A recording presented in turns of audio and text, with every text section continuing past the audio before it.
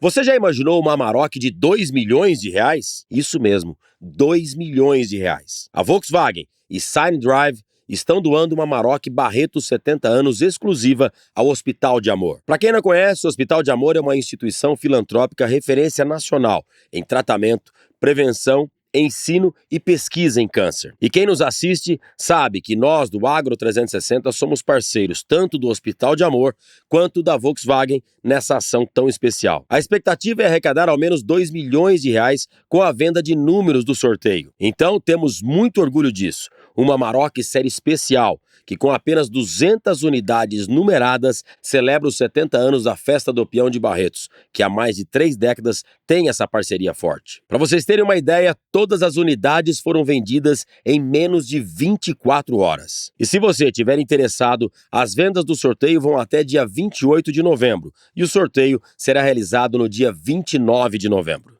Se o seu cavalo treina diariamente em altas velocidades ou em baixa velocidade, porém de 6 a 12 horas por semana, e ainda participa frequentemente de competições, ele tem uma demanda de atividade muito intensa e precisa de uma ração especial, que é a Performance Atleta.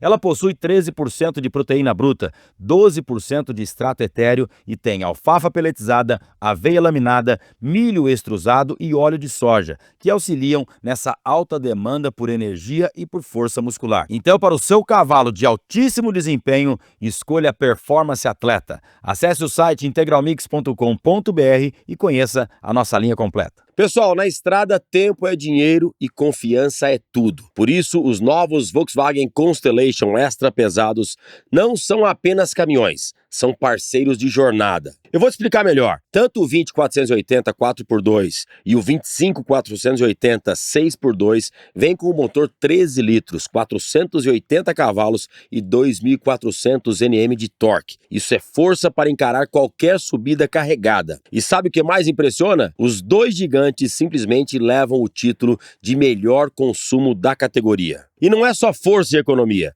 Os dois também vêm com suspensão de cabine e traseira 100% pneumática, banco prêmio com cinto integrado, painel e multimídia digital, CarPlay sem fio, volante multifuncional com comando de coluna. Gente, são tantos itens de série que vocês vão se surpreender em cada viagem. Quer mais? Transmissão automática de 12 marchas com trocas inteligentes, capacidade de tração pesada e com robustez absurda. Deixa claro que Constellation é feito para não parar nunca, só onde a carga precisa chegar. Novos Constellation extra pesados. Menos você não quer, mais você não precisa. Olá, amigos do Agronegócio, mais um Agro 360 está no ar para você. Estamos aqui no Canal Rural, o canal do criador, todas as plataformas de áudio e o nosso canal do YouTube é Agro 360 Podcast. Corre para lá, se inscreve no canal e assista todas as melhores entrevistas desse podcast. Hoje nós vamos falar um pouco sobre mercado de grãos, vamos falar sobre trading. Tá aqui com a gente, ele que é diretor comercial, porque eu não entendi bem como é que como é que pronuncia, Rafael Costa da ADM. Obrigado por ter vindo, Rafa. Boa tarde, Rafa, tudo bem? Muito prazer estar aqui. Como é que é o nome mesmo da sua função que você falou 10 vezes e eu não decorei? É diretor de originação e venda de insumos na ADM mas do é com o Brasil. diretor comercial graduado. O relacionamento, a gente cuida do relacionamento com o produtor rural. E aí a originação, ela tá ligada à palavra origem, que começa, a nossa ponta começa com o produtor. A ADM é uma trading de grãos, então nós comercializamos e processamos grãos. Então, para comercializar e processar o grão, primeiro nós precisamos originar ou comprar os grãos, né, dos produtores. Bacana. Então, o nosso time cuida desse relacionamento com o produtor rural, cuida do relacionamento não só de comprar o grão dele, mas também de fornecer os insumos, fazendo uma via de mão dupla. São cerca de 200 pessoas no Brasil. Então, basicamente, onde tem produção de soja, milho e algodão, nós estamos lá próximo para atender os produtores no Brasil. Quando se fala em grãos, ADM, então, nessa trading você trabalha com soja, milho e algodão, é isso? Sim. No trigo a gente tem uma participação também, mas é um pouco menor. O trigo está mais confinado ali no Paraná, Santa Catarina, Rio Grande do Sul. Tem um pouco de importação, mas hoje o carro-chefe do nosso negócio é a compra de soja, de milho e de algodão. Agora, vamos falar do Rafael Costa primeiro. Como é que vem a sua origem para estar trabalhando numa trade tão importante no mercado de grãos do Brasil? Eu sou mineiro, filho de pequenos produtores de Campo Belo, Minas Gerais. Meu pai de Cristais, minha mãe de Santana do Jacaré.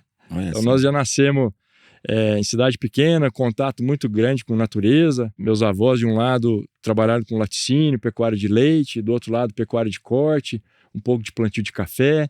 Nós plantamos café também por um tempo, um sítio lá em Candeias. E o interesse em trabalhar com agronegócio ele veio desde sempre. Eu cheguei a pensar em fazer agronomia para trabalhar na produção agrícola. Depois de um certo tempo, percebi que eu tenho uma vontade comercial, tenho uma facilidade de me comunicar, de me relacionar. Acredito muito em parcerias, né? Sempre acreditei muito em parcerias, onde cada um faz bem o que consegue fazer, né? E você tem essa relação de troca, seja trocando um produto pelo outro, seja vendendo, colocando preço, depois você acaba comprando aquilo que você é menos eficiente para produzir. E aí, com 17 para 18 anos, eu decidi fazer relações internacionais, fui estudar em Brasília.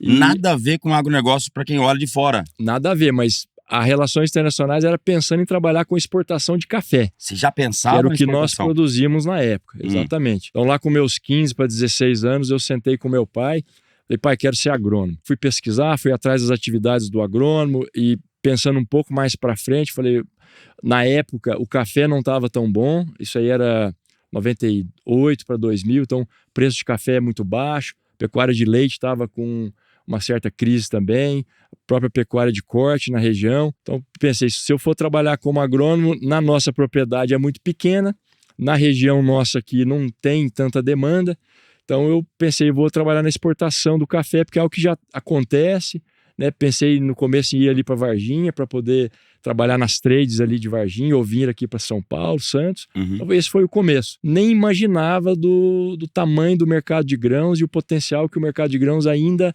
ia atingir ao longo desses últimos 30 anos, né? Fiz 20 anos de formado, mas nesses últimos 30 anos, que foi desde quando eu comecei a faculdade, a nossa participação no mercado de soja, milho e algodão, ela cresceu mais de 10 vezes. Quando eu comecei na ADM, em 2010, a produção de soja no Brasil era 55 milhões de toneladas. E hoje? Esse ano foi 172 milhões. Mais que 3 vezes mais. Mais de 3 vezes em 20 anos. Em 20 anos. É um crescimento maravilhoso. É um crescimento vertiginoso. E a parte boa é que vai continuar crescendo. Vai, né? A gente pode falar um pouquinho sobre isso, se você tiver interesse. Agora, quando você foi fazer relações internacionais, lá dentro da faculdade, porque a gente tem muito aluno de universidade que nos acompanha aqui. Sim, sim. Não tem nada direto do agronegócio que você estuda, ou tem? Não, e eu ainda fui fazer, na época, as 2 universidades públicas, na verdade 3 universidades públicas em relações internacionais eram o UNB, a qual eu estudei, a USP e a de Franca. Não tinha o FMG, não tinha o URGS, não tinham outras universidades que hoje já tem disponíveis. E o UNB é referência em diplomacia. Então, sim, 80% dos meus colegas queriam trabalhar na ciência política, na parte de direito internacional. Poucos colegas queriam trabalhar na parte comercial, muito menos no agro. Olha que bacana. Então, foi algo que a gente foi ajudando a desbravar também. Fui um dos pioneiros dentro da empresa pública, da empresa júnior dentro da faculdade. Né? Eu fui um dos pioneiros na parte comercial. Então nós implementamos um módulo dentro da empresa júnior para poder prestar assessoria, fizemos parceria com o Sebrae. Foi daí que eu comecei a trabalhar também numa corretora de grãos lá em Brasília, ajudamos a internacionalizar a empresa. Então foram vários processos aí interessantes nessa caminhada, mas de fato eu recebo até bastante contatos de colegas que hoje estão estudando com um pouco dessa dúvida. Como é que eu me insiro no mercado? Né? Como é que, saindo de relações internacionais, eu vou especificamente para o mercado privado e principalmente para o agro? Né? Aí eu acho que é um pouco disso. A gente não esperar se formar para poder ir atrás do mercado e desde o começo a gente já procurar buscar parcerias, buscar iniciativas ou atividades que já vão nos inserindo. Porque muito desse negócio tem o conhecimento, mas também tem o relacionamento que você vai desenvolvendo. Isso é muito importante. Vamos falar de ADM. Perfeito. Como que você se encontrou com essa empresa que está entre as 3 maiores do planeta quando se fala em beneficiamento de grãos e trading? Nós fizemos uma oração aqui antes de começar, e aí para mim não tem outra palavra que não seja Deus. Entendeu? Eu não conhecia ADM quando eu fui fazer a faculdade. Não conhecia o mercado de grãos nessa amplitude que ele tinha. Eu terminei a faculdade em 2006, eu fui fazer o intercâmbio em Londres, para poder aperfeiçoar o inglês. Então eu estudei inglês para negócio, depois eu fiz uma pós-graduação em gestão lá. 2008 eu voltei direto para São Paulo, né? Tinha saído para fazer o intercâmbio de Brasília e voltei direto para São Paulo, já entendendo que o ambiente das tradings estava aqui em São Paulo. E é aqui, né? Onde boa parte das tradings estão localizadas por toda a oferta de mão de obra, questões logísticas e etc. Os bancos, os outros agentes do mercado.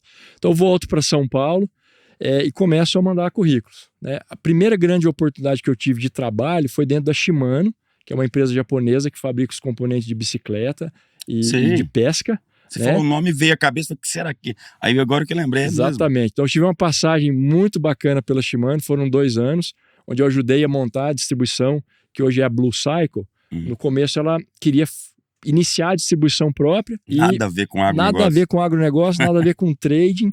Mas eu precisava trabalhar, precisava me inserir no mercado, pagar os custos de vida aqui de São Paulo, né? Claro. E foi uma excelente oportunidade, porque com os japoneses eu aprendi muito sobre planejamento, visão de futuro, visão de médio e longo prazo. Foi muito bom. A gente entregou o projeto caminhando em final de 2009 e eu enviei os currículos para as várias tradings, né, que eu tinha conhecimento e contato, e tive a felicidade, meados de 2009, a DM estava iniciando um programa de trainees.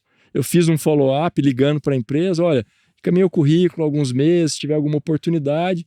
A pessoa revisou comigo ali o meu currículo na frente dela, eu estava numa ligação. Ela falou, vi que você teve uma experiência fora e tudo.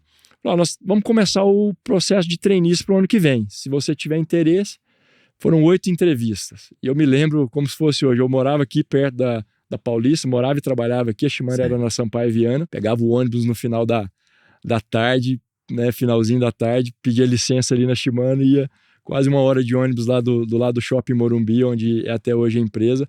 Foram 8 entrevistas. E aí, começo de janeiro de 2010, fui convidado para poder iniciar.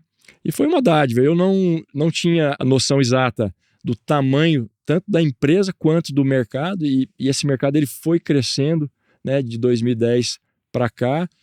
Fui tendo as oportunidades, aí eu passei por alguns estados e várias cidades no interior do Brasil. Eu comecei em 2010 em São Paulo, nessa cadeira de trainee comercial. Logo eu fui transferido para o Mato Grosso do Sul. Aí trabalhei em São Gabriel do Oeste, trabalhei em Maracaju, Carapó, fui depois para Campo Grande. Então eu trabalhei como comercial de campo nessas unidades da ADM, fazendo relacionamento com o produtor. Aí eu tinha uma carteira para atender, ao mesmo tempo que eu estava em processo de aprendizado. Depois eu fui trabalhar na mesa em Campo Grande, que ajuda a coordenar a comercialização dos grãos. A gente tem bases regionais, então a gente passa uma estratégia diariamente daqui de São Paulo. Essas mesas regionais olham ainda mais no detalhe para poder ajudar o time a tomar as decisões e ajudar a dar essa assistência para os produtores. De Campo Grande eu fui para Rondonópolis. Fiquei no Mato Grosso do Sul de 2010 a 2014. Tive a felicidade de conhecer minha esposa lá em Campo Grande. Que legal. Aí fui para Rondonópolis, fiquei mais 2 anos. E em 2016 eu venho para São Paulo como supervisor comercial para a área de grãos. E aí, ao longo desses 8 anos, a gente foi tendo a oportunidade de assumir mais responsabilidades com o time. Que bacana. História, acho que inspiradora, né? Criançada que tá aí vindo hoje, posso chamar de criançada, né? Mas tá vindo aí com várias oportunidades e acho que o mercado tá precisando de gente assim, né? Sem dúvida. A excelência, o inglês que você foi buscar. A entrevista foi em inglês, alguma delas? Sim, várias, pelo menos umas 4 foram em inglês. Isso é bacana a gente ver, né? O inglês é uma língua fundamental, né? Quando eu queria ser agrônomo, até 1996, até eu entender que o meu contexto e as minhas atribuições iam mudar bastante, minha visão de mundo, já a partir daí já começou a mudar. E quando eu entrei na faculdade foi um choque. Você imagina, sul de Minas, 18 anos, minha experiência era com tocar boi, capinar roça, estava em cima do trator, colher café na mão. Peguei só 2 anos de colheita mecanizada. O restante foi na mão. Eu tinha aquele pensamento, não, se o americano quiser vir pro Brasil, ele que fale português, né? Até meus 15 anos era assim. Quando eu percebi, não, agora eu vou ter que colocar o nosso produto lá fora. E aí eu que vou ter que ir lá vender e eu que vou ter que me adaptar, que o inglês passou a ser ferramenta, foi uma mudança muito brusca. Imagina. E quando eu cheguei em Brasília, a maioria da turma já estava 4, 5, 10 anos na frente, né? Então lá em Brasília a gente já tinha aula só em inglês.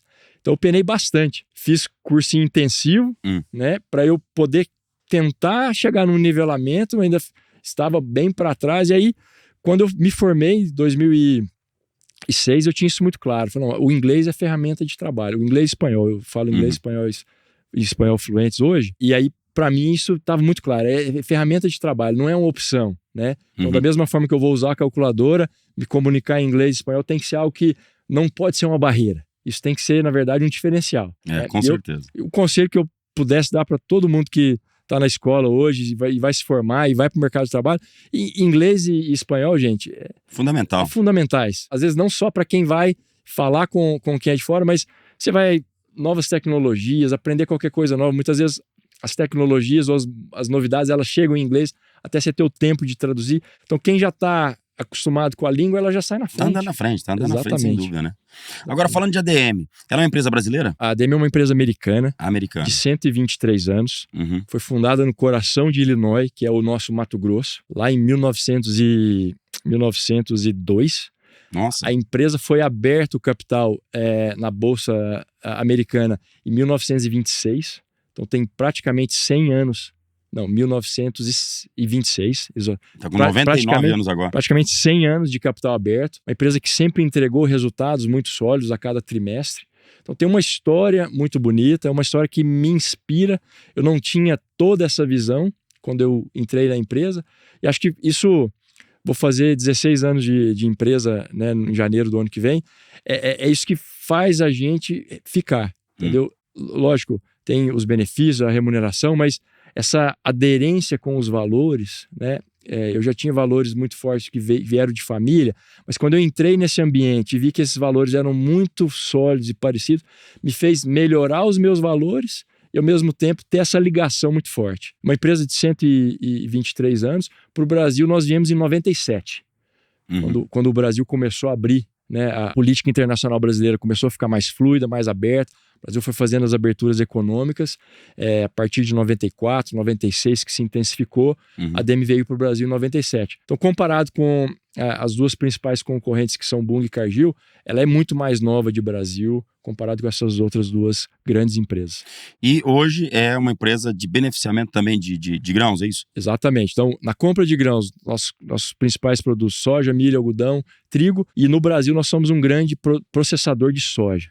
Tá? Nós temos 7 fábricas de processamento de soja no Brasil, fazemos o óleo vegetal, fazemos o farelo, que vai para toda a linha de proteína animal. Atendendo só o mercado interno ou vai para fora também? Atendemos o mercado interno e exportação. Ali para falar que o farelo é mais ou menos meio a meio, hoje o que fica no mercado interno e o que é exportado. Talvez a nossa proporção um pouquinho mais mercado interno e 60-40, mercado interno e exportação.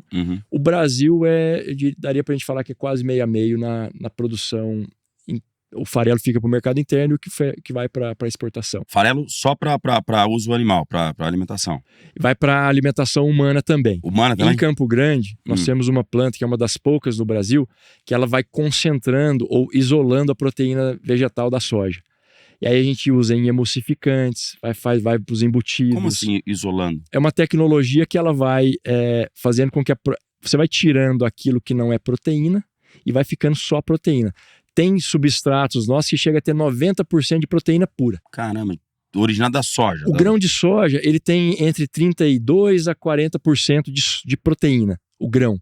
Entendeu? 32 a 40. 32 a 40. Certo. O farelo convencional, ele tem em torno de 46% de proteína, contra um DDG que vai ter na casa de 32 a 40%. Então a gente consegue pegar esse farelo convencional e ir isolando a proteína. Então você vai tirando aquilo que não é proteína e vai isolando. Vai para emulsificantes, embutidos, vai para o whey protein, vai para essas barras de cereais ricas em proteína. É uma série de usos aí, especialidades. Como é que chama esse produto?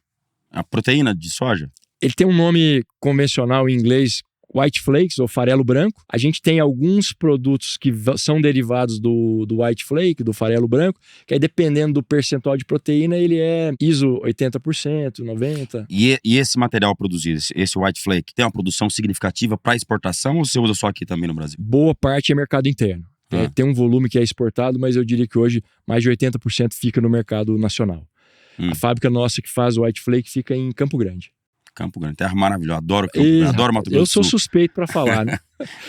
Tô com o meu pé amarrado lá, Rafa. Para chegar no White Flake, essa soja, ela foi trabalhada, saiu óleo já, né? Já saiu óleo, em torno de 18% vira óleo.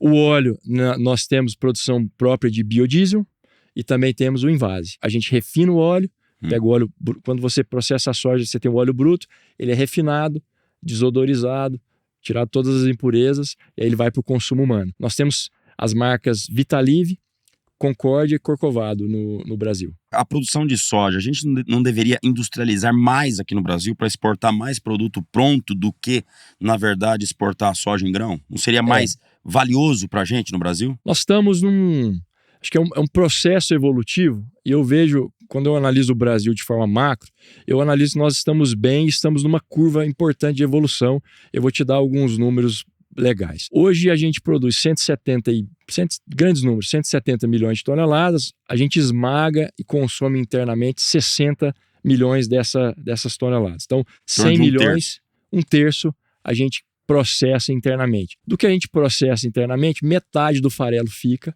dentro do país, a outra metade a gente acaba exportando, né? O óleo, com os mandatos de biodiesel, com o consumo de óleo vegetal humano que nós temos, acaba que uma parcela muito pequena do óleo tem sido exportada. O óleo ele tem ficado grande parte já dentro do país. Temos oportunidade para esmagar mais. O governo tem dado um incentivo para a inclusão do biodiesel na produção do nosso diesel. Acho que isso tem gerado incentivos importantes para a cadeia aumentar o processamento, né, de soja. Só que quanto mais óleo você faz, se eu produzo 18% de óleo, na outra ponta tem quase 80% que é farelo. Então, se o governo dá só um incentivo para produzir o biocombustível, a gente começa a ter um problema, que é o que eu faço com esse farelo de soja. Só que nós temos tido um papel cada vez mais importante no fornecimento de proteína animal para o mundo. Então, nós estamos falando de ave, de carne de frango, nós estamos falando de carne suína, nós estamos falando de ovos, você entendeu? Então a gente tem crescido a nossa participação como um fornecedor de proteína para o mundo a cada ano que passa. E isso tem sido uma tendência. Vai ser muito difícil a gente ver o processamento de 100% da soja, porque os outros países a gente tem que lembrar também que existem políticas internas de cada país para também favorecer a indústria nacional. Então, por um lado, a China ela não tem tarifa de importação para a nossa soja, mas ela tributa o nosso farelo para proteger a indústria lá. Então não é uma questão só do Brasil incentivar. A gente já tem leis importantes no Brasil que isentam a nossa exportação para estimular a produção, né? Por outro lado, os outros países estão também trabalhando essas, vamos dizer, proteções para incentivar o mercado interno. Então o caminho é, quanto mais eficiente nós formos, mas os parceiros vão entendendo que, ao invés de eu ficar tributando o Brasil, deixa eu focar em algo que eu sou melhor para produzir e deixa os caras mandar o frango e o porco para mim, porque tem uma competitividade muito grande em cima disso que a gente faz, né? E quando a gente exporta a carne, não estou falando nem na carne processada, mas o simples fato da carne in natura ir para fora, nós estamos agregando muito valor em cima do farelo, em cima da soja, em cima de toda a produção agrícola que nós temos. Porque a base de esse gado, falando de aves e suínos, é 100% confinado praticamente. 100% confinado. E quando você fala de carne bovina, está crescendo bastante. Sem dúvida, confinamento. E 95% da matéria-prima que a ave e o suíno consomem é milho, DDG e farelo. Você tem um núcleo ali que vão outros minerais e outros micronutrientes, mas é a produção da soja e do milho que nós temos que estão sendo canalizadas e agregando valor ali. Agora há pouco você falou de um possível crescimento ou de uma curva que vem grande aí para crescimento na produção de soja. Você está querendo dizer do quê? De aumentar a nossa produtividade ou abrir áreas? O que você quis dizer com isso aí? Os dois caminhos, Rafa. Nós temos como dobrar a nossa área de agricultura hoje, sem derrubar nenhuma árvore. Isso que é bom falar, sem derrubar uma árvore. Nada, não, totalmente em compliance, totalmente de acordo com o nosso código socioambiental. Vamos repetir isso. Então nós temos como dobrar a nossa área atual de produção de soja e milho, sem derrubar nenhuma árvore, em total acordo com o nosso compliance socioambiental. Isso é maravilhoso. A gente que anda muito visitando os clientes e as nossas filiais, a gente tem uma percepção muito clara, e é importante compartilhar isso com o público que às vezes não tem tanta oportunidade de estar presente nas fazendas, a gente vê o tanto que o produtor, é de interesse do produtor preservar as nascentes, preservar as APPs, preservar o solo, a cobertura vegetal, fazer a reciclagem de nutrientes, trabalhar de uma forma muito sustentável, porque isso é economicamente sustentável. E a partir do momento que ele passa a agredir o solo dele, passa a agredir as reservas de água, as reservas vegetais que ele tem, ele passa a ter uma perda de produtividade, porque esse solo mais exposto vai produzir menos, esse solo com menos retenção de água vai produzir menos. Então uma coisa vai alimentando a outra. Outra coisa extremamente importante, o produtor é um dos maiores vigilantes com relação às queimadas. Nós estamos numa época extremamente crítica agora, né? Setembro, prévia do começo das chuvas aí de final de setembro e outubro, os pastos, as áreas de lavoura, as florestas, o cerrado estão extremamente secos. Então a gente tem produtores, todos eles hoje estão com um olhar muito atento para isso. Então tem tanques, pipa nas fazendas, tratores, todos posicionados, aviões agrícolas, todos posicionados para qualquer foco de incêndio, eles estão ali para apagar. Isso é extremamente prejudicial para a agricultura e para a pecuária, né? Sabe que, enquanto nós estamos gravando aqui, um amigão meu lá do estado de Goiás tava com incêndio na fazenda dele, ele desesperado. Desesperado. Aí ele postava, me ajudem, pelo amor de Deus, eu preciso de caminhão-pipa. E de noite, isso aí, fogo chegando. Quer dizer, o produtor é o principal prejudicado com queimadas. Nós precisamos quebrar esse conceito, né? Esse preconceito, sei lá. Preconceito, exato. Porque o produtor não queima, não tá Não, eu posso falar, nós temos propriedades e o produtor é o mais interessado em preservar, o produtor é o mais interessado em combater o incêndio, mais interessado a olhar essas tecnologias que estão vindo para trazer. Tem se falado muito em agricultura regenerativa, que o conceito, a simplificação desse conceito é produzir mais utilizando menos recursos. Para fazer isso, o uso de biológicos entra de forma natural, cobertura de solo entra como forma natural, estruturação de solo, perfil, raiz, integração lavoura-pecuária. Né? Você fez a pergunta, o crescimento nosso de produção, ele vem através da extensão de área ou de aumento de produtividade? Ele vem das duas formas. A gente teve um salto grande já de produtividade nos últimos 5 anos. O produtor que produzia 50, 55 sacas de soja, como média, há 5 anos atrás, eram produtores referências. Hoje, essa régua, eu diria que está mais para 70, 75 sacos. Entendeu? Hoje é uma referência que boa parte dos produtores estão buscando. Tem os desafios de clima. Com os mesmos insumos, com a mesma quantidade de adubo, de tudo isso aí, porém com sementes tecnificadas? Muitas vezes usando até menos insumos, Rafa, ou usando insumos de maneira mais eficiente, novas variedades de soja que estão trazendo um potencial produtivo maior, e usando esses insumos de forma mais eficiente. A grande maioria hoje já faz plantio direto, né? Daria para falar que produtores de soja e milho 99%, a não ser alguma área de abertura, de conversão de áreas de pastagem, mas a gente está falando a cobertura de solo, né? Já virou algo muito consolidado. Trabalhar um perfil de adubação e de correção de solo um pouco mais profundo para você permitir as raízes descerem. O uso de biológicos, bioestimulantes que permitem com que essas raízes sejam estimuladas, a estrutura das plantas sejam estimuladas, a biotecnologia que desenvolveu muito. Né? A gente vê que o teto produtivo em condições ideais foi muito lá para cima. Soja hoje produz 200 sacos numa condição ideal de clima e solo, né? Então, a gente já vê produtores que estão colhendo 100 sacas de soja no sequeiro. Caramba. Vencedores do SESB estão produzindo 122, 125. Então, acho que é um pouco do caminho. A gente vai crescer em produtividade, a gente tem visto muitos produtores verticalizando a propriedade, estão investindo cada vez mais tecnologia, intensificando a produção naquele mesmo hectare. E tem as áreas que vão sendo desenvolvidas. Porque é importante mencionar também que Estados Unidos e Argentina e Ucrânia, que hoje são os nossos concorrentes em termos de origem, né, produção de soja, milho, algodão, tem áreas muito limitadas. Né? Estados Unidos praticamente não cresce mais. Né? Produção de grãos lá é muito antiga, né? Tem mais de 100 anos. Você vê a ADM está lá há 120 anos fomentando e trabalhando com os produtores, então muito pouco se desenvolve de novas áreas. Você tem muito ali, um ano você planta um pouco mais de milho, diminui um pouco o trigo, planta um pouco mais de soja, você vai combinando. A Argentina tem um processo aí de estabilização socioeconômica que precisa ser feito, né? Eles estão passando por um desafio grande, econômico. Esperamos que continue evoluindo para que também sejam parte importante no suprimento para o mundo. Mas o Brasil hoje tem um ambiente um pouco mais estável, tem terras disponíveis muito aptas, né, à produção. Então, acho que nós estamos à frente falando de potencial de crescimento aí, agora, comparado com a Argentina. A Argentina tem uma representatividade nessa questão de concorrência com o Brasil, porque a extensão de terra é muito menor. Qual que é a produção da Argentina hoje? Sim, em torno de 50 milhões de toneladas de soja e de milho é um número base.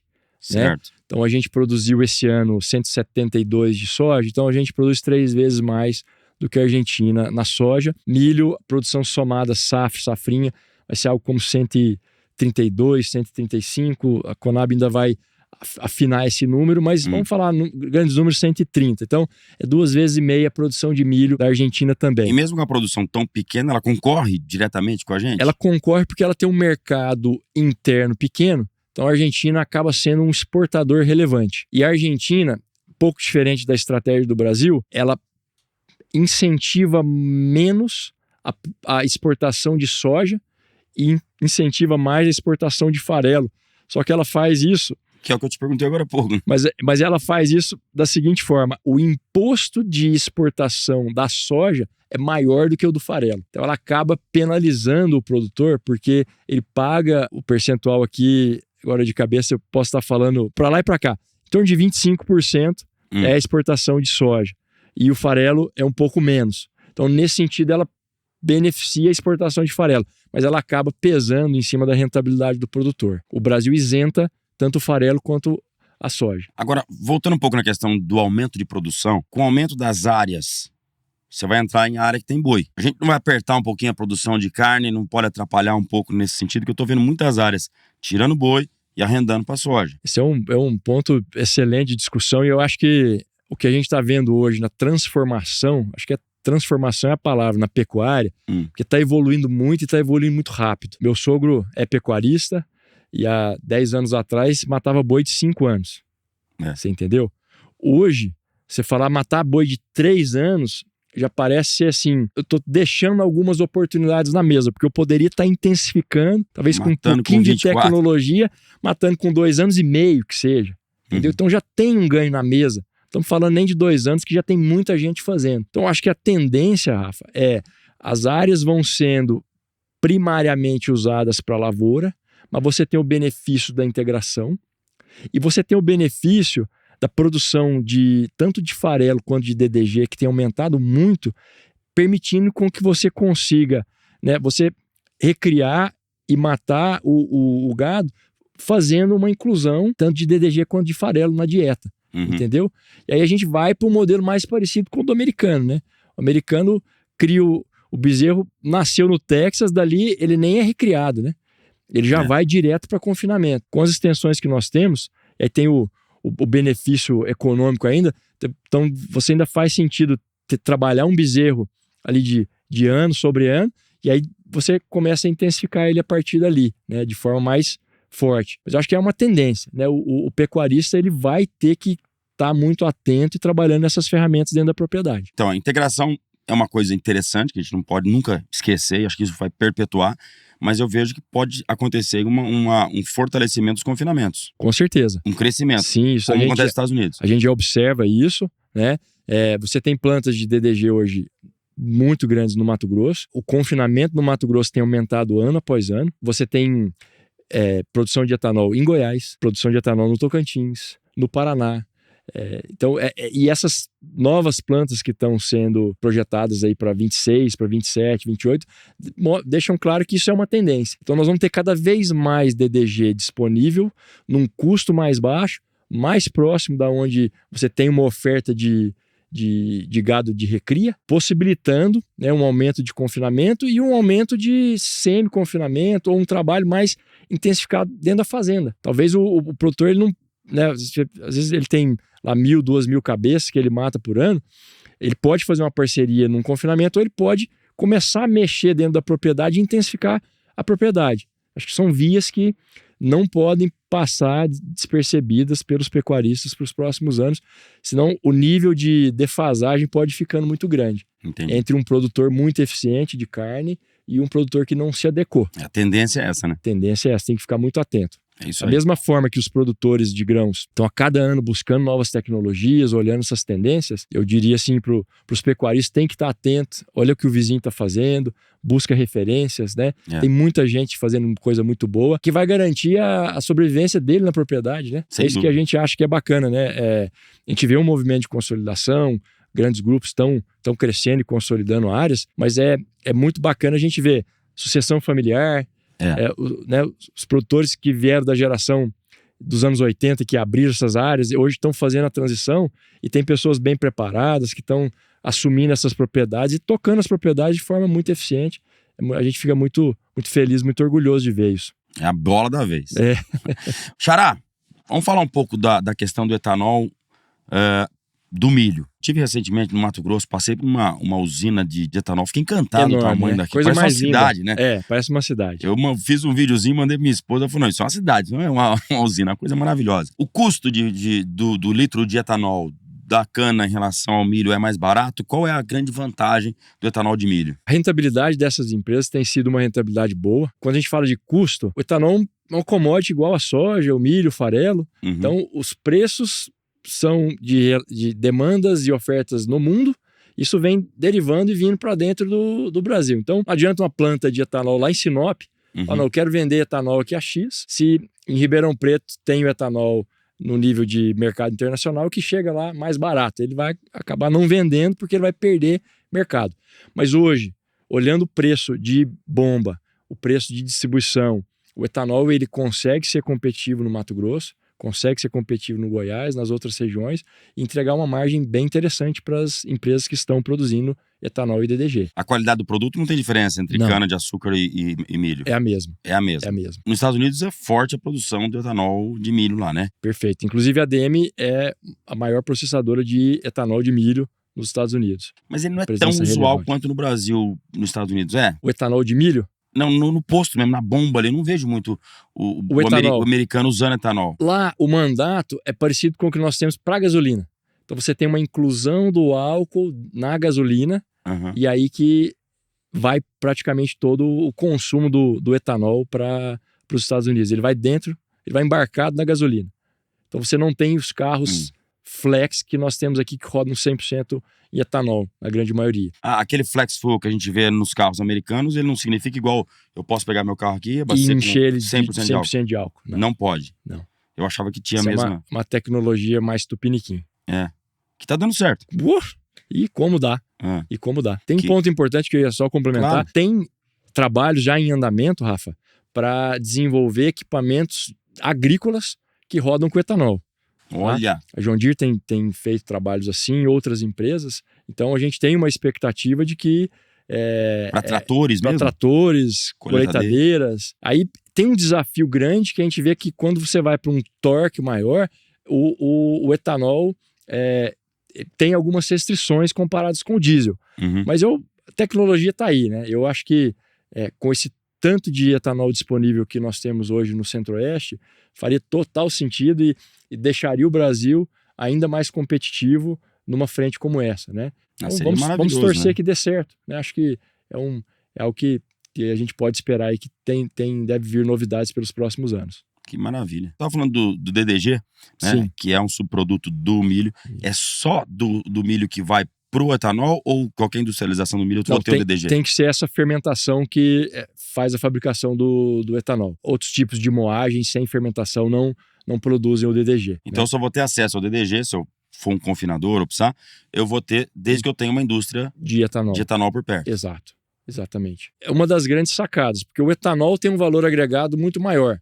O DDG acaba sendo, dependendo da concentração de proteína e de energia, de 30% a 40% da produção daquela tonelada de milho que vai para o etanol. E ele tem um custo, obviamente, muito mais baixo por tonelada equivalente comparado com o etanol, né? Então, o etanol agrega bastante valor. O DDG acaba sendo um subproduto, como você mencionou, mas hoje ele é um produto extremamente relevante. E ele é um produto que está fazendo possível a nossa pecuária tomar uma relevância ainda maior do que nós já temos aptidão. Nós estamos intensificando a nossa pecuária, falando de confinamento, né? muito devido ao advento do DDG, da produção de etanol. Agora, eu vi uma palestra recentemente falando do potencial do crescimento de milho do Brasil. Em relação milho e soja está muito maior, né? Hoje no Brasil. De produção, sim. E tem um ponto interessante que é uma simbiose, né? A gente colhe a soja, desses 130 milhões de toneladas que eu mencionei, 110, pelo menos, vem da safrinha. O que é produzido de milho safra, verão, né, na mesma janela da soja, é menos de 20% da nossa produção hoje. Isso se dá porque o cara está plantando soja nesse momento.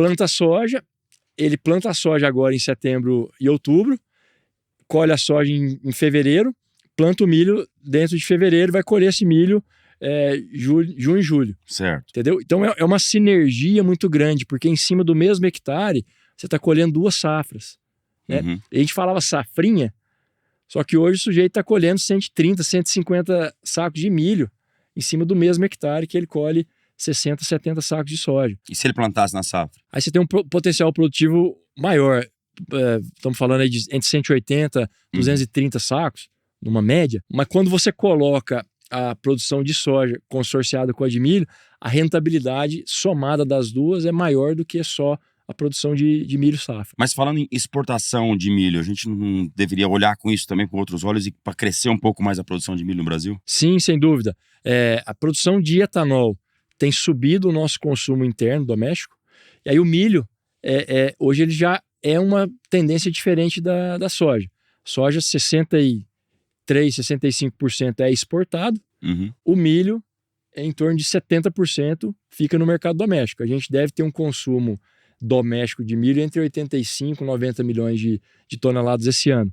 O número que a Conab atualiza, mas você vê, de uma produção de 130, cerca de 85, 90 fica no mercado interno. Então vai para o consumo direto para aves e suínos, vai via produção de etanol, vai para o gado também, o milho que é oferecido direto in natura, via DDG. Então tem uma série de finalidades aí, e é um mercado, conforme o mundo demanda mais proteína, a gente vai ter uma demanda maior por carne suína, carne de frango, bovina. Então a gente tem uma tendência aí a ir aumentando a produção de milho. Um dos grandes problemas do Brasil é a questão de logística e armazenamento, né? Os caras plantar na safra, ele não tem, se ele tiver como armazenar e caixa para segurar isso aí, é uma situação que poderia favorecer para o cara intensificar o milho. Quero dizer, a possibilidade de intensificação do milho no Brasil. Intensificar no sentido de aumentar ainda mais a área ou plantar mais milho safra. De ter como estocar. Ter como estocar. Eu diria hoje, Rafa, que a gente tem um problema menor de logística e maior de fluxo de caixa. A capacidade de armazenamento no Brasil, nesses últimos 5 anos que a gente teve rentabilidades melhores e juros mais baixos para investimento, aumentou bastante. Tem uma tecnologia chamada silo bolsa, que o argentino que inventou, e para o Brasil ela veio e tem servido muito bem também, e para o milho ela vai muito bem. O milho no centro-oeste ele é colhido seco. O silo bolsa, o silo bag, se você armazena o produto seco, ele mantém muito bem a qualidade. Então ele dá uma capacidade grande de armazenamento. Vou dar um número aqui para você. Mas um custo bacana? O custo ele é muito interessante. Dependendo do produtor, dependendo da operação, de R$ 2 a R$ 3,50 por saca, que é menor do que ele pagaria no armazém geral. Entendeu? Entendi. Então é um custo variável bastante interessante. E ele está com o produto na propriedade dele, né? Sem quebra técnica, tem os riscos de manter a qualidade, mas aí você não tem as quebras técnicas que são cobradas no mercado. Hoje, a nossa capacidade de exportar entre todos os produtos está na casa de 200 milhões de toneladas. A gente deve exportar em torno de 100, 105 de soja, a gente deve exportar entre 35 e 40 de milho, nós estamos falando de 140 milhões, e umas 20, 22 de farelo. Então, hoje a gente já está exportando menos do que a gente tem capacidade. Você ter capacidade de armazenamento é importante, só que se você tiver fluxo de saída, especialmente na exportação, é tão importante ou mais importante do que a estocagem, porque o produtor ele pode dar um meio tombo, um tombo no armazém próprio, e isso dá muita eficiência. Então, se eu produzo, por exemplo, 100 mil sacas, se eu tiver que guardar 100 mil sacas na minha propriedade, eu vou ter um custo, né, de construir esses ativos muito maior. Se eu entro 30%, 40%, 50% da minha produção já pré-comercializada, eu preciso ter 50% de capacidade sobre a minha estocagem. Então, isso deixa a armazenagem no interior mais eficiente. Acho que nós estamos chegando nesse ponto. Obviamente, tem algumas regiões que estão se desenvolvendo agora, são mais novas, alguns produtores que ainda não têm armazenagem própria, que têm gargalos específicos nas suas regiões. Mas eu diria que, sim, de forma geral, hoje, no interior, nós não temos um gargalo tão importante mais. Caixa, eu acho que é um tema aí que tem que ser muito analisado e muito planejado pelos produtores, especialmente para a próxima safra. Nós saímos de 3 anos, pelo menos, né, 21, 22, 23, de altas rentabilidades e juros mais baixos no país. E 24, a rentabilidade já caiu, né? Grosso modo, isso pode variar, né, dependendo da região, mas grosso modo, a rentabilidade do produtor colocando o custo da terra, olhando soja e milho, ela está na casa de 15% a 20%, que é uma rentabilidade historicamente apertada, vamos dizer assim, pelos riscos, né, da atividade. Claro. E nós temos um juro isso que eu ia falar agora. Que ele saiu, né, da casa de 10%, 12%, né, no ano passado retrasado. Agora nós estamos falando de 15%, juro base. O que a gente tem visto no mercado é o produtor tá acessando juros de 18%, 20%, 25%. Até 25%. Eu tenho visto esses números aí no mercado e... isso aí a conta fica muito apertada. Muito apertado. E como é que tá esse produtor hoje que precisa do dinheiro? Como é que tá essa questão? Para você que tá direto com... A disponibilidade dos recursos no mercado financeiro diminuiu muito. O Banco Central implementou esse ano uma regra onde os bancos, se eles têm mais de 90 dias de prorrogação, eles vão provisionar 70% desses valores. Então isso tirou muita liquidez do mercado. Então os bancos, naturalmente, estão mais restritivos para dar crédito. O mercado de fornecimento, o mercado de trades, o mercado de distribuição está sofrendo essa falta de liquidez também, que é um reflexo que os bancos são o principal elo da cadeia quando fala de circular esse dinheiro de financiamento. Se o banco restringe, a distribuição sente, a trade sente, os fornecedores sentem. Está chegando menos dinheiro para o produtor nessa safra, agora em setembro. Então a gente tem acompanhado isso de forma muito próxima e a gente vê casos que o produtor ainda não comprou semente, o produtor ainda não comprou fertilizante. Nós estamos aí a menos de um mês para boa parte das regiões começar o plantio, né? Então, olhando para os últimos 5 anos aí, é uma situação que mudou bastante e a gente tem conversado com os nossos clientes pedindo muita atenção. Tentem se antecipar, não deixe para a última hora, já vamos tentando buscar as alternativas, porque tem o risco de faltar o produto também, né? Então isso aí seria perigosíssimo para o mercado interno, principalmente, né? Sem dúvida, sem dúvida. Então eu acho assim, indo para essa próxima safra, a gente pode ter uma certa redução de tecnologia, não porque o produtor quer produzir com menos tecnologia, a gente acabou de falar aqui que o caminho é aumentar o teto produtivo, colocar mais tecnologia para você ser mais rentável na última linha, mas pode ser que não vai chegar o produto, nem a especificação e nem no tempo que ele desejaria, que seria o ideal para se obter o maior teto produtivo. E pensando para a janela de safrinha, se a gente atrasa um pouco esse início de soja por essas questões de chegada de produto na fazenda, a gente já começa a impactar o teto produtivo da safrinha para o ano que vem. Então são pontos aí que a gente tem acompanhado muito de perto e tem... Nossa, é um jogo de xadrez. Qual que seria, não sei se você pode me falar isso, qual seria uma dica para o produtor rural que está precisando de um aporte financeiro, mas o juro de 18% no banco é muito arriscado? O que você diria? O percentual de juros é uma questão de mercado, né? Aí vai depender do histórico, né, desse produtor, do histórico que ele vai conseguir no mercado, mas a minha dica é antecipe. Faça o planejamento mais racional possível, mas garanta a produção, garanta a chegada dos produtos, porque se você perder a janela com todo o custo fixo que ele tem, maquinário, mão de obra, a própria terra, custo de arrendamento, perder esse time, tiver um impacto lá na frente de produtividade, isso vai custar muito mais caro que um diferencial de juros ou uma questão comercial que ele poderia estar otimizando agora,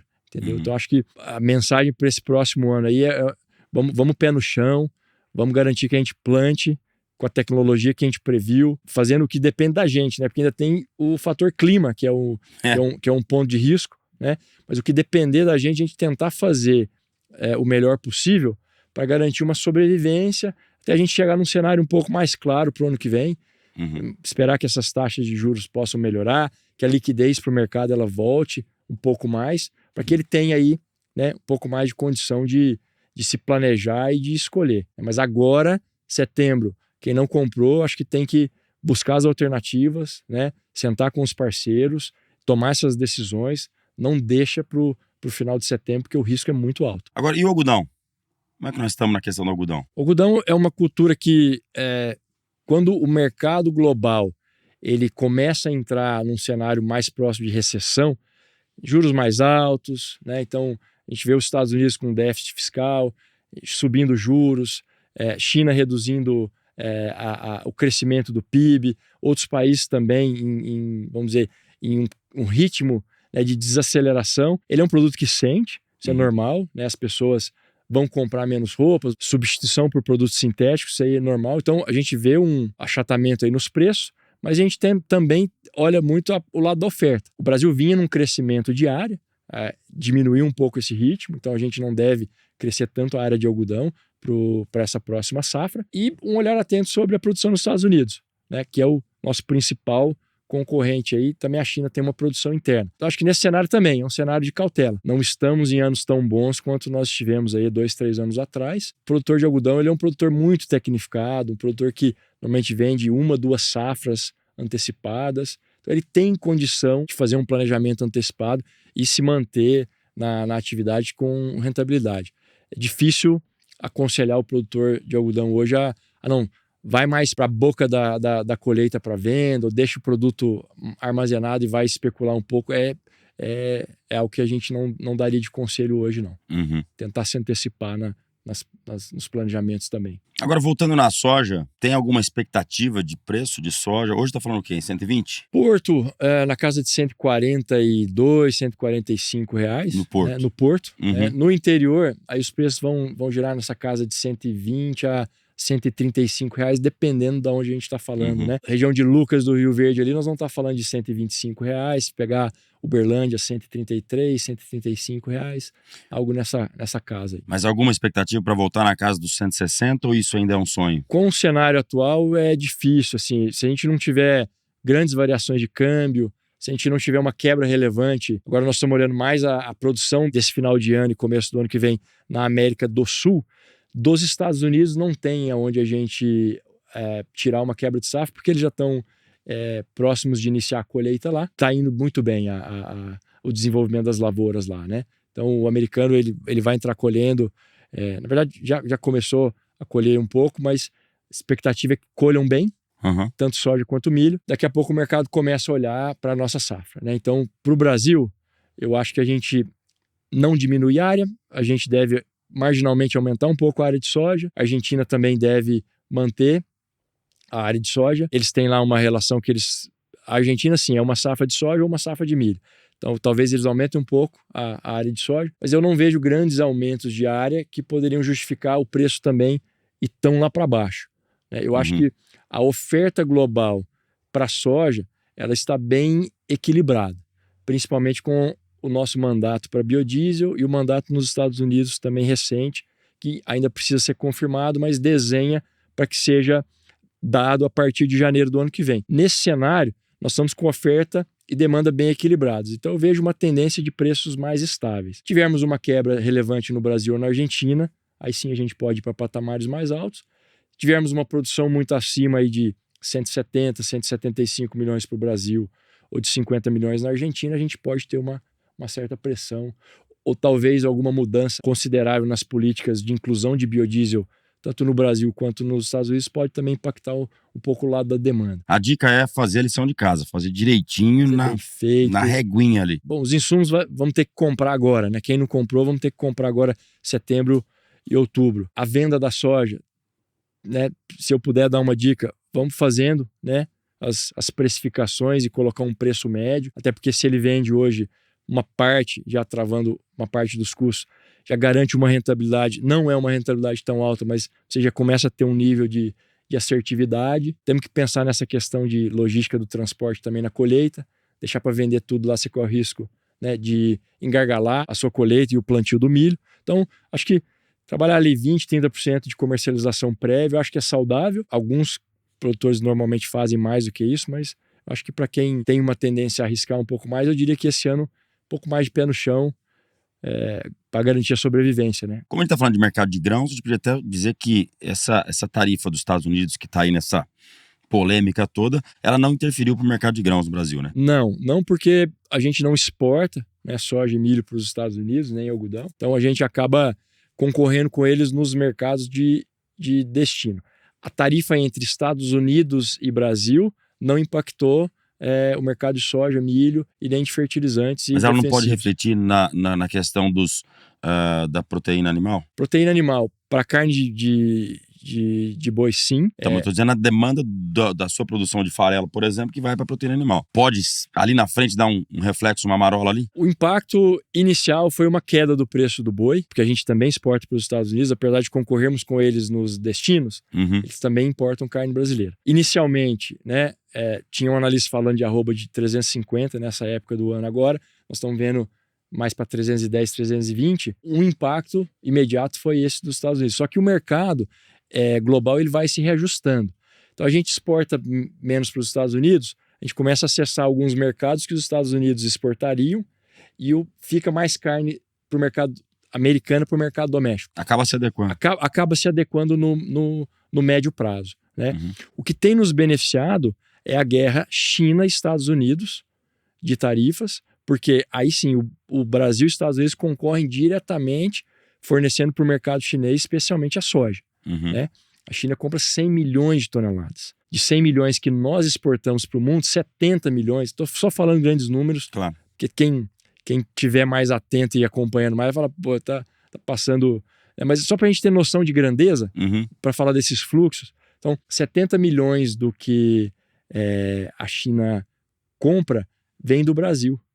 Né? 30 milhões vem dos Estados Unidos. Com esse fluxo que foi cortado, China e Estados Unidos, o Brasil ele começou a pegar uma fatia maior desse mercado, entendeu? Então, isso para nós tem sido muito benéfico, mas tem uma incerteza muito grande quanto tempo vai durar essa guerra comercial entre China e Estados Unidos, quanto ela perdure. Tendência é que o Brasil exporte mais para a China, Estados Unidos exporte para outras regiões e o americano, tendo essa dificuldade de se exportar mais para a China com a guerra comercial, ele começou a incentivar o consumo interno lá através de incentivos no biodiesel. Também tem favorecido o produtor brasileiro indiretamente, entendeu? Porque é mais consumo interno para a soja. A gente viu que os preços no Brasil aí de julho para cá deram uma melhorada, né? Olhando para o ano que vem, considerando todos esses fatores, é o que eu estou dizendo, que a oferta e demanda para a soja no mundo, ela está bem equilibrada. Se a gente tiver uma quebra em algum lugar, a gente pode ter preços mais altos. Mas eu acho que com a rentabilidade apertada, com essa questão da garantia de produção e garantia de rentabilidade, eu acho que deixar isso tudo em aberto para o ano que vem é um risco muito grande. O produtor rural tem uma responsabilidade muito grande, né? Porque com toda essa eficiência que o Brasil tem, está nas costas da porteira para dentro do produtor rural.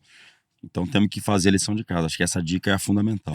Eu sempre falo com os nossos clientes que você não está concorrendo com o seu vizinho de cerca, você não está concorrendo lá com o americano, você está concorrendo com a média. Então a gente tem que olhar o que a média dos produtores no Brasil e no mundo estão fazendo e a gente trabalhar acima, né?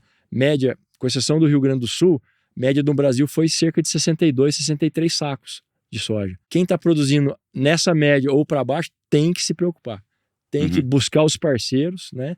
Chamar os parceiros, fornecedores de insumos, as trades, discutir os consultores, né? Discutir o que pode ser feito, seja na comercialização, seja na produção, na produtividade, para otimizar, né? Acho que anos assim, onde a gente sai de rentabilidades maiores para...